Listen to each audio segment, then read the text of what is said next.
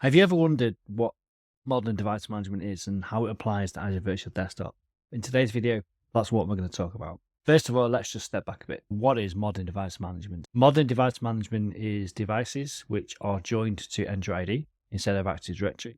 And they are devices which are managed by Intune rather than Active Directory. This is where Microsoft is going with their management perspectives. But when we start to talk about multi-session hosts, that's where things can get.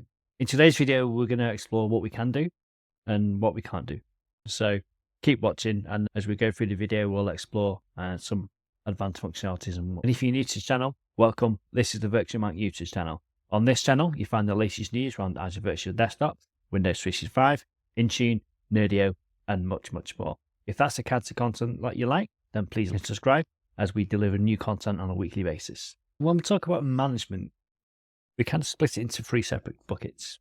First of all, we've got device management. Device management will be configuring anything on a device basis, where we're going to apply configuration settings which will apply to anyone who logged onto that device. Right? Think about security settings, or think about OneDrive settings, that kind of thing. Anybody who logs onto that single session host will get those settings. Number two, we can talk about user settings. So user settings are anything which applies at a user level, right? So if I've got one session host and two different people log onto that session host, they may have two different settings, okay?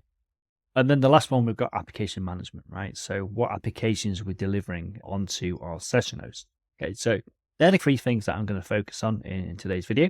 We're going to talk about how we've done things historically. We'll talk about how we do things in the modern way, and limitations we have around those, and ways we can get past those limitations. This is something that I see every single day when I'm speaking to customers. So that's why I created today's video, to try and offer some advice and work around some of the ways that we see those issues. All right, so let's get going. The first thing we're going to talk about is device management. Anything which is applied on the per session host basis. This could be things like OneDrive configuration settings, standard wallpaper. What we'll do is we'll just explore how we've done things historically, how we do things now. First thing I'm going to do is I'm going to walk you through something called group policy. If you've never heard of it, group policy is something which is part of Active Directory. Okay, and then we'll see how we apply the group policy setting and walk through how we can apply that same setting within Intune. All right, let's get going. Before we get into any specific configuration settings, let's take a step back and look at the domain join methods, right? There's the old way of doing things, which was when the session host would join to Active Directory. Okay, so Active Directory has been around for many years. So I think it's in excess of 20 years. So it's a very well established, very well known. So that's where Microsoft is trying to move away from. So if you're deploying a brand new environment today, you don't want to be deploying Active Directory. Okay? Entra ID join is a new way of doing things where we don't need any domain controllers. To run Active Directory, you need domain controllers. So the advantage with Entra ID is you don't have to have those. So it's much simpler to deploy. But it doesn't come without its limitations. Okay. The first decision you need to make is, do I join my host to Active Directory, or do I join my host to Entra ID? Now, one of the limitations which a lot of customers hit is something called Kerberos, right? So Kerberos is used by Active Directory for authentication, allowing people to access resources. So when you move to Entra ID, you lose that support for Kerberos. People who have legacy applications, they're stuck on Active Directory. So they may go through an exercise where they're trying to upgrade their applications so they don't have that dependency. But for those companies who don't have that limitation, Entra ID is a great solution because it makes things a lot simpler to manage and deploy. We then talk about, well, how do I manage those devices, right? We used to use group policy with Active Directory. And when we move over to Entra ID, we use something called Intune to manage those devices. Now, you can have a bit of a mix and match as well. So you can join your host to Active Directory, but have them managed by Intune. Okay, if you want to slowly migrate over to modern device management, but you still have that dependency on Active Directory, we can do that. Right? We can still join Active Directory, but we can then manage those hosts via Intune, so we get the best of both worlds. So what I'll actually do, I'll show you the next how to do that, how we configure our group policy to register our devices within Intune. Let's look at that now. Let's take a look at the group policy setting which you would configure to enroll a Active Directory joined device into Intune. Okay. All right, so this is the setting here. We can find it within the group policy console. This setting is enable automatic NDM enrollment using default Azure AD credentials. What you have to do is, if you're using host your Azure Virtual Desktop multi-session host, you need to configure it to this setting here, device credential. So there's two options. You can either do user credential or device credential. And because we target multi-session hosts, we have to target the device itself. That's why we put that to device credential. And you just put that on OU, like your host to join. And then what will happen is they'll actually pop up within the Intune console. Let's go over and see what this does within the Intune console. So let's now talk about application deployment. This is where things can get a bit messy. Historically, people, when deploying to multi-session hosts, would deploy stuff either in the actual image itself, okay, or they would deploy by a tool like SCCM, or they would use some kind of scripting and automation method to deploy the applications. If you're using a scripting and automated method, then continue as you are. But if you're using image-based management to deploy applications, you're going to hit a blocker because it's not recommended to join your master images to Active Directory or Intune. Okay? That means we can't install the applications onto the image. If I wanted to deploy via Intune, I'd need to register my master image via Entra ID and then push the applications out via Intune onto that master image. Now, there are ways around this. You can run scripts which will basically remove the device from Entra ID. But working with a few customers, I've seen a few issues, especially because it leaves some settings behind in the registry. So you may have issues with that device when you're building multi-session host from it. So it gets slightly messy. And then we say, okay, let's try and then deploy the applications onto the session hosts themselves, which is fine. But the problem you can hit with that is the time it takes to deploy those applications. I've done some testing, and the testing that I did on the brand new session host, it took 10 minutes to deploy the application, which was acceptable. But the feedback I got from people was that it's very temperamental. Sometimes it can take 10 minutes. Sometimes it can take 2 hours. Sometimes it can take 6 hours, right? Is it reliable enough to 100% trust the process? No. This is where we need to think, okay, how can we get those applications deployed onto the session host? Personally, I like to use something called Winget.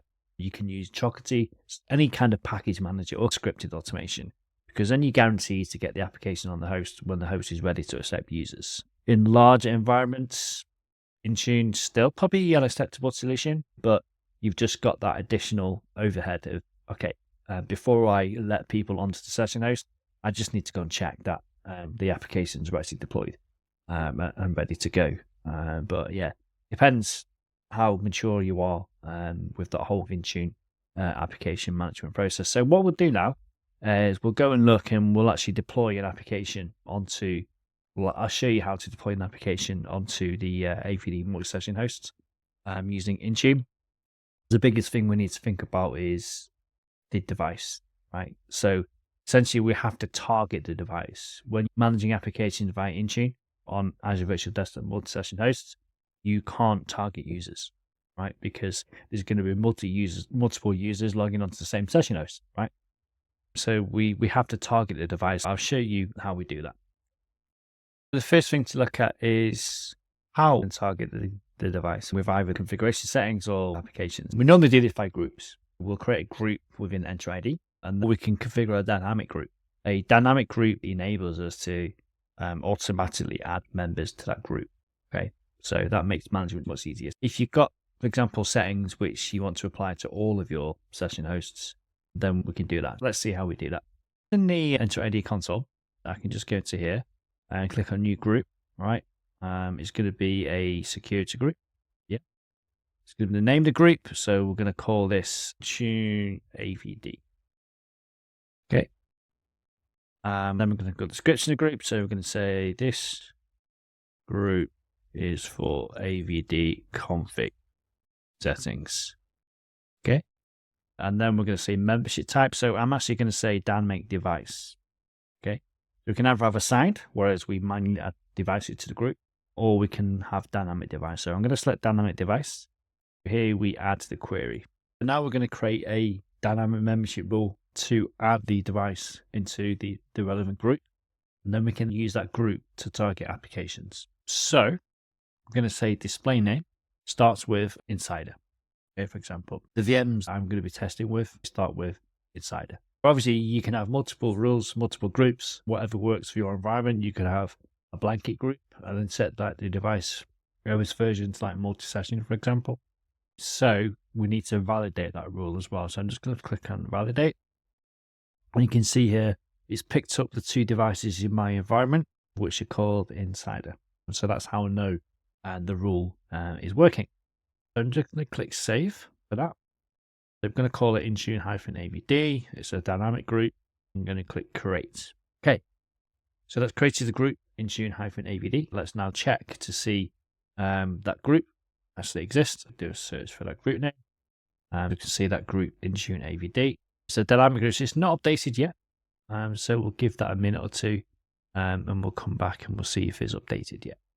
Okay, so this group is now populated. So you can see here, I get to manage members. That's the group that we're going to use. Now we need to go over to the Intune console and then we can show how we can actually target applications out of these devices. Okay, so if we go to Intune, to the console. Okay, so as I mentioned, with Intune, we split it into 2. We've got devices and applications. So if we click on applications, I've already got some applications deployed within Intune. The one that I'm going to use is Putty. That's the one that I use for my testing because it's nice, simple, and quick to deploy. You can see there we've got assigned yes. I'm just going to click on Putty. It gives us a device store status from here. So you can see all the devices which has already been deployed to. So I can go to properties. We can see all the properties. Now, the bit where we want to go here is the assignments. So we have required. So required means that it's actually going to force it to install. Yeah, you can have something called available. So available means it's available for the user to install, more for personal devices. Here we're actually going to push the application onto the device. What I need to do now is go to included and edit this group. And click on assignments, then add a group. So you can either add all devices, you can add users, which you don't want to do here. We just want to add a group. So I'm going to click add group. And then I'm going to do a search for the group we just created. Okay, so Intune, we're going to call this Intune apps. Click on that. Okay, select review and save. And then save. And that's pretty much all we have to do. Basically, what we've done is we've created a dynamic group. So it will automatically add the AVD session host into that group. We've then changed the application assignment. So any members of that group will automatically get that application installed onto the session host. Okay, so this is how we will manage the host. But as I mentioned, the downside is the fact that you could get into a situation where the AVD session host is built, but it could take a bit of time for those applications to be deployed onto the session hosts, and therefore the users will log on with no applications. Right, so let's now go and take a look and see what configuration settings we next apply to the session host. So we're just going to head back to the Intune console. We need to create configuration policies. So create new policy. We're going to set the platform. So the platform's always going to be Windows 10. The profile type is going to be the settings catalog. Okay. So click create. Now I'm going to do this call as Intune AVD settings. So these are AVD settings. For next, we're going to click add settings. And then we need to add a filter. We just want to filter out any multi-session specific configuration settings we can use. I click on add filter. So the key is going to be OS edition. The operator equals, and then you see here we've got enterprise multi-session. So I'm just going to click that. And then I'm going to click apply. This is just going to show me all the settings specific to AVD session hosts. For example, we can look at the scan settings. We can look at the control panel. Let's say for control panel programs, I can say hide marketplace, for example. And we'll set that to enabled. And then let's have a look at another one. So we'll look at network. Now we'll do that one. So we're going to select one for drivers, and then we're basically going to select that. disabled, so we can put that enabled or disabled as well. So you can go in here, build up your baseline profile, and then we can go to next, and then we can set the scope type, which we won't do, and the assignment. I'm just going to go and select the group which we created earlier. So I'm going to put Intune, AVD, select, next, create. Okay, and that's pretty much all you have to do. You can do the same for FXLT, defender for endpoint, clipboard redirection, your timeout settings. Anything you could do with the group policy, you should now be able to do with the Intune port. How can we verify that these applications and all these configuration settings are actually applied properly? So let's take a look at that next, shall we? So if we head over back into the Intune board, you can actually look at the devices and see like the device status, so we can see whether the applications were installed successfully or not. From here, I can go into the machine. This is the portal screen. And then we can go into device configuration, for example, and we can see which policies have been applied onto the device and also where those settings are successful or not. So you can see here, we've got settings that have been applied to those devices. We can also go into applications. This screen here will show the device configuration settings we've applied. We can also go to managed apps as well. We can see which applications have been deployed. So you can see here that the putty, which we configured earlier, that's actually saying required install, and it say that's actually installed successfully on that device, which is quite cool. And then if you click on there, it'll tell you when the device was installed as well. And you can also look at the group membership. So if you're troubleshooting like why something not been applied, I can come into here and say, okay, the reason why this is not applied, because maybe it's not a member of the correct group or something. And then you can look at filter evaluation as well. That's how we'd basically go in and check. Within group policy, we'd normally do a GP result, see which settings have been applied, but we can do a similar thing here within the Intune console. So if we decide that Intune is not going to work for us, what different options do we have essentially? As I mentioned previously, I like to use tools which can install stuff into the image, like Chocolatey or Winget, because they're a much faster and much more reliable way of installing stuff. So you target those at the image, or you can target those at the host pool level as well. There is another option as well, which I'll show you. We can use a tool called Nerdio. And what we can actually do within Nerdio is go into my host pool configuration settings and basically enforce Intune compliance. And then we can create a compliance policy per application. And then what that does, that basically says, I want to keep this host into maintenance mode until all the applications have installed successfully, as in all the Intune policies contained in the application deployment have installed. And you can see, obviously, we've got like a timeout of that. Like we can set that to 24 hours or whatever. That's one way around it. But I say my preferred method is I can just go into here within Nerdio. I can create what we call a device policy, and then we'll keep that host into maintenance mode. And it will also install it by Winget, which is a much quicker way of deploying applications. Or we can use something called Chocolatey as well. So, for example, every time I create a session host, I can just install Google Chrome, for example, using Chocolatey. Imagine that versus having to wait like 10 minutes, 20 minutes, an hour to install applications. That bang, the application is going to be there instantly. But downside is that's another way of managing applications. So it's all down to what works for you. If you want to use Intune as your central repository for deploying applications, and you're happy that it may take a bit of time to get the applications onto the session host, that's fine. That'll work perfectly fine for you. You need to weigh up the pros and cons. I hope you found today's video useful. Lots to think about. There's no really simple answer. It's all very much of what works in your environment. I work with some customers who use Intune and deploy the applications on some session hosts, and it's working fine. They just know that they have to keep this host in maintenance mode until all the applications have been deployed successfully. Whereas I've got other customers where they're managing the applications from the multi-session host in a completely different way than they would do the physical hosts, because the method of deployment is different. You just need to weigh up the pros and the cons. Okay. I hope you found today's video useful. Please drop a comment below what method you use, what you found. It'd be interesting to hear feedback on what people are doing around Intune management and for multi-session Azure Virtual Desktop hosts. All right. See you next week. Bye-bye.